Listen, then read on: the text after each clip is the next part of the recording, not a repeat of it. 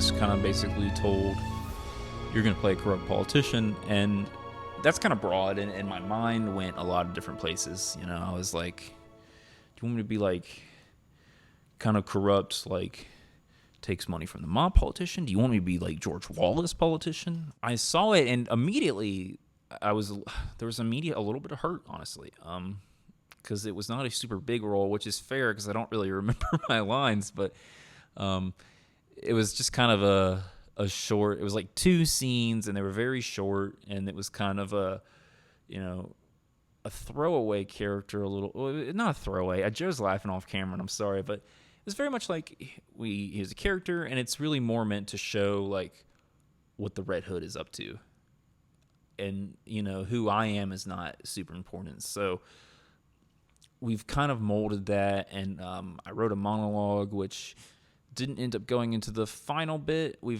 Some of the bits did, but Joe ended up helping rewrite it and made it, I think, a lot better. You're not doing anything grand. You're not pulling up any weeds, pal. You're just trimming the leaves. And so I think we've made like a really fun character out of, like I said before, who was once kind of just there to show that the Red Hood meant business. I do feel bad because Alex is such a good actor and he's such a trooper, and I love working with him. And then I give him like 2 scenes in this movie and kill him off. I feel like a bad guy, and so this is me apologizing for should have given him more scenes. Well, I was very impressed by Alex's performance. And the cinematography in that scene especially I thought was very good. There wasn't a lot of light on his face, which added kind of an ominous tone to that scene. And I was very impressed by his performance. And, Parker, I thought, did a great job. I want to say he was kind of a last-minute cast as Bronsky. And, he stepped in and did a fantastic job. People can get sold on something and invest so much in it before they even realize that it's dangerous. Same with Bronsky. He, followed Napier because he was believing in what Napier was saying. And, before he realized it was, participating in this terrorist group because he thought that participating in the group would help them accomplish what Napier was planning on accomplishing. I love what Bronsky adds to the Red Hood mythos because it goes to show that the Red Hood, it's like looking at Bronsky, he looks like someone who could be well off. He's walking around with his collar shirts. And that's the thing is the Red Hood it's a political organization in its way. It's an idealist group. It's people who want to start a rebellion because they all agree. It's not a traditional gang in which people are looking to be supported. They're just looking to cause this rebellion together. And so people like Bronsky, I love that he shows that someone who looks kind of ordinary in a certain way, who he doesn't look like this beefy guy who would be taking out councilmen and kidnapping them or whatever, but that's what he's doing because he's so wrapped up in the ideology.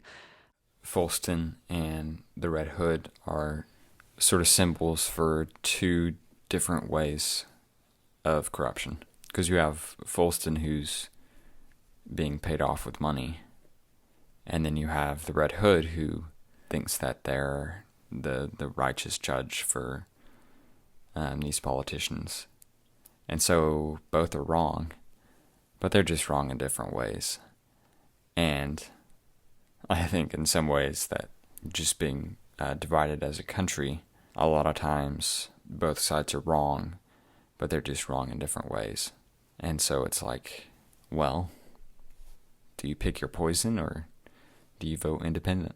I think there's something topical about Martin's character almost, just being like a guy who, because I wrote a decent bit, not a whole lot, but I had a backstory in mind, and I wrote him as a character who says a lot of stuff that's, cool, and I think most people would be like, yeah, I feel that, but he does not believe in any of it, and he's kind of just doing it to embellish himself.